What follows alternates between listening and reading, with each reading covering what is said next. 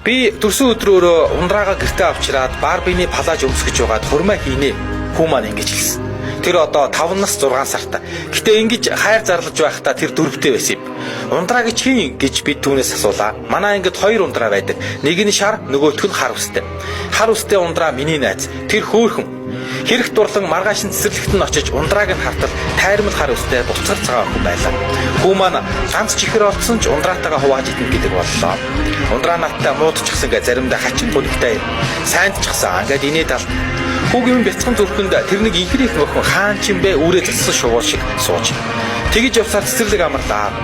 Ээжээ ундраа цэцэрлэгтээ ирээгүй 9-р сарын 1-нд гэртээ хүү маань 9-р сарын 1-нд гэртээ хүү маань урамгүй хэллээ. Өөр цэцэрлэгт орчихсон гэж баг хэлсэн хэмээн араас нь дуу муутайхан нэмж хэлв. Өөдөх завгүй өдөржин тоглодог байсан хүү маань зуны 3 сар ундраагаа санаж байжээ. Байсийгээд л ундраа яагаад өөр цэцэрлэгт явсан юм бол гэж асуу. Намар өнгөрч өвөл болчих. Байн өнөө нэг л хатуутай асуулт хүүгийн минь амнаас гарна. Удалгүй цэцэрлэгийн 5 жилийн ой болов. Баярт нь өргөдөн багш нартай хууч хөөрөн хүүхдүүдийн хөгтөө явдлын тухай ярилцсан инээлтэн ороожонгоо хөгжилдөв. Хүүгийнхээ хайрын түүхийг ярил багш нар дуугаа хураачлаа. Хажууд мань суусан эмч багш хөөхий тэр охин аав ээжтэйгээ хөдөө явж байгаад осолд ороод өнгөрчихсөн шүү дээ гэж хэлв. Тэр ойлж байлаа. Зүрхийг өмсөсөд хаях шиг л болов.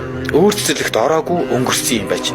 Хүүгийн минь бяцхан зүрхэнд инхрийхэн төрхөө үлдээчгээд тэр охин яваад өгчөж. Тэр өдөр гэрт маань гуниг дүүрэн өнжлөө. Өөр цэцэрлэгт яагаад орсныг нь бодоод олохгүй яваа мó хүүгээ хачин ихээр өрөвдөв. Хэдхэн хоногийн өмнө ажиллаар гадагшаа яваад ирэхдээ нөхөр маань охиндоо ганхан эмэгнүүд авчирлаа. Гартаа шинэ машин барьсан хүү маань их чихэр гоёлыг үзэлцсэн хошууд өрцөө. Буудан дээр зэрэгцэл суучгаад толгоогоо нийлүүлэн сонж. Нэг эмгийг хоёулаа дуу алдаж хоорхов. Хос эмэгний нэг нь цэцэг барьсан хүү, нөгөө нь хөөхөн охин байх юм. Энд чинь та хоёр юм уу даа гэж. Үгүй ундраа бид хоёр гэх юм дээр. Инээмсэглэл минь салхинд хөөгдсөн үйл шиг арилж нулимс урсаад ирлээ. Одоо хүртэл сансаар.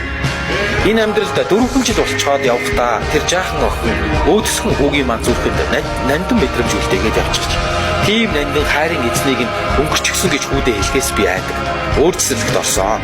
Тэгээд өөр сургуульд орно. Өөр юу ч гэж хэлж чадахгүй.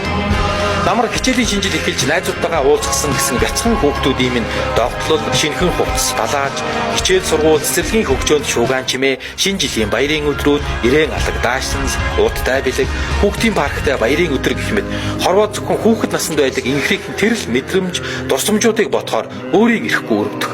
Хорвоод зуурдын төдий ирээд хайрын думбаж яваад тэнгэрт ниссэн ундраадаа чамааг инхрийлэн илбэж байсан тэр их хайрын чинь нэг хилдэрхий миний хүүгийн зүрхэнд байсан юм шүү.